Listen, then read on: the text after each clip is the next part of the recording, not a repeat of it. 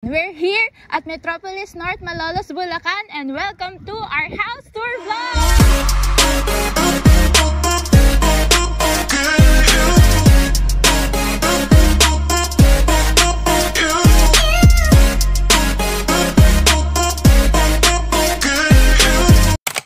Pasok po kayo!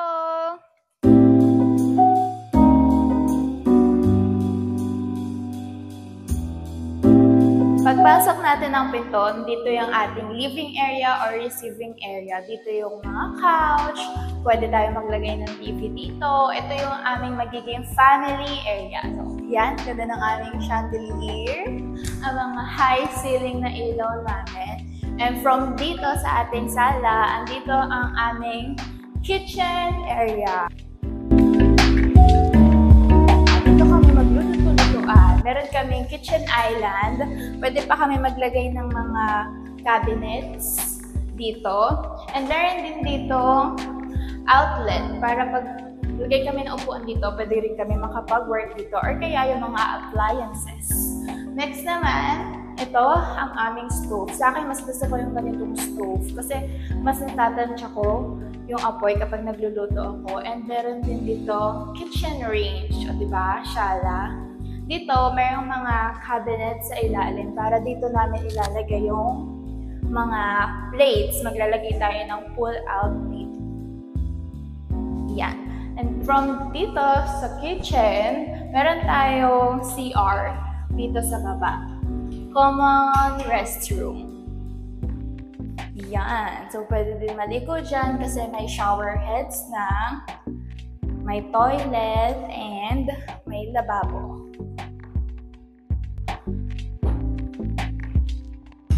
Next naman, ito yung ating restroom and ito naman yung storage room natin or yung maid's room.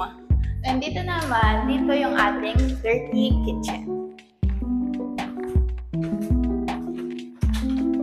Yan. Ito yung ating dirty kitchen. Mas malawak, tsaka mas malaki yung countertop niya and pati yung sink. So, dalawang sink na to. And dito rin sa ilalim, merong dito yung oil. Dito sa ilalim, meron yung grease trap. Yan, para ma-separate yung oil na ginamit nyo sa pagluluto, ganyan. And dito, dito ko ilalagay yung mga kaserola, kaldero, kawali. And from dito sa dirty kitchen, nandito yung ating garage. Super big garage. Ang laki.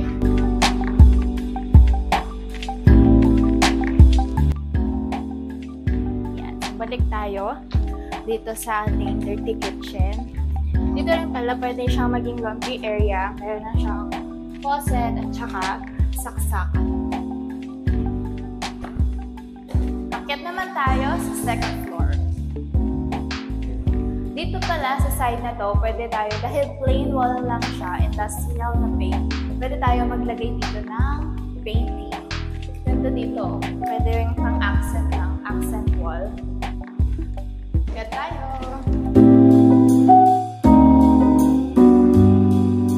Pag akyat natin, ang first door is yung restroom. Ayan.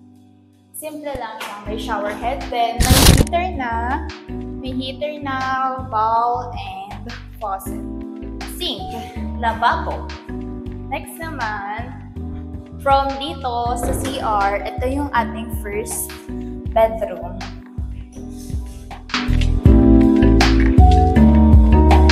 Saksakan dito. And alam ko, ang ilaw niya is tricolor. Ito yung isang bed, meron ding bintana dito, and ang daming saksakan. Yan ang pinakamaganda dito. Super daming saksakan para pwede ka maglagay ng table, yan. And dito rin yung magiging study area mo. Hindi ka na mahihirapan sa saksakan. And from this room, katabi niya yung isang bedroom.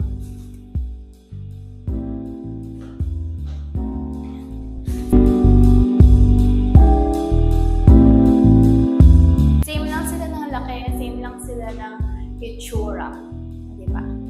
Tapos dito, ang ganda pa ng view mo from labas. Diba? Tapos na tayo sa bedroom 1 and bedroom 2. Next naman, dito tayo sa master's bedroom. Ayan. Welcome to our master's bedroom!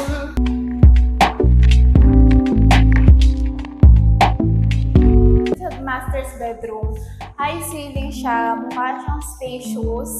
Pwede dito ilagay yung bed, ganyan. And tignan nyo, bilangin natin kung ilan yung outlets na meron dito sa master bedroom. 1, 2, 3, 4, 5, 6, 7, 8, 9 outlets. So, pwede rin maglagay dito ng vanity mirror or study table, ganyan. And ito yung pinaka-favorite part ko dito sa master's bedroom. Itong glass na to. Yan. Maganda kasi yung tama ng araw pa dito. May natural light. Yan. And makikita mo talaga yung labas. Super ganda. Ayan. So, dito yung bedroom. Dito naman yung walk-in closet. Tadaan! So, dito may cabinet. Diyan lalagay yung mga damit. And dito, may extra storage din for clothes or shoes. So, from walk-in closet, andito naman yung master's bathroom. Ayan. Favorite ko sa part ng bahay talaga, bathroom. Kasi dito nakakapag-concert, nakakapag-isip ng ideas. Ganyan. Mas marami ako naiisip kapag nasa loob ng bathroom. May shower heads na din. Tapos may heater, toilet bowl, and lababo. Maglalagay pa tayo dito ng mirror. Meron din saksakan dito para pwede din dito mag-blower sa loob ng bathroom. Tapos na tayo sa tatlong bedroom. Next naman yung ating terrace.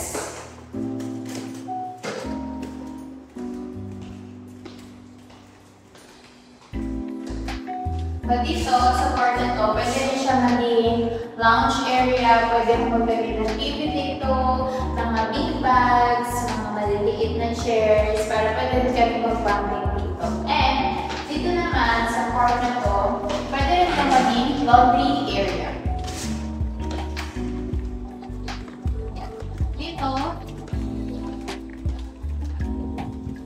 Dito, may faucet na rin and outlet para pag gusto nyo maglagay ng washing machine. And may mga drainage na rin. Meron tatlong drainage. Next naman, ang isa sa pinaka-favorite part ko ng bahay na to, ang balcony.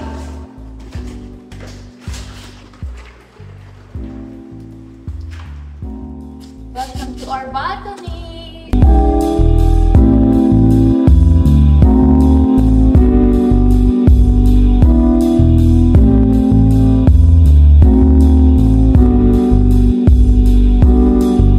Ito talaga yung pangarap ko sa isang bahay. Magkaroon ng balcony, senti-senti ka lang dito sa gilid, tapos tanaw-tanaw ka lang dyan sa malayo. Pwede rin kami maglagay ng chairs dito. And meron na rin outlet. Yeah. Para dito kami tatambal magkasawa, magbabarkada, magpapantuhan, mag-chill. Naririnig mo yung mga tunog ng ibon. Yan. Nakaka-relax dito sa part na to. Kaya ito yung favorite part ko. Dito naman sa part na to, from balcony, pwede rin tayo dito maglagay ng mga chairs, ganyan, para maging tambayan area din siya. And meron din tayo nakaabang na plant box dito. And maglalagay din tayo dito ng mga railings.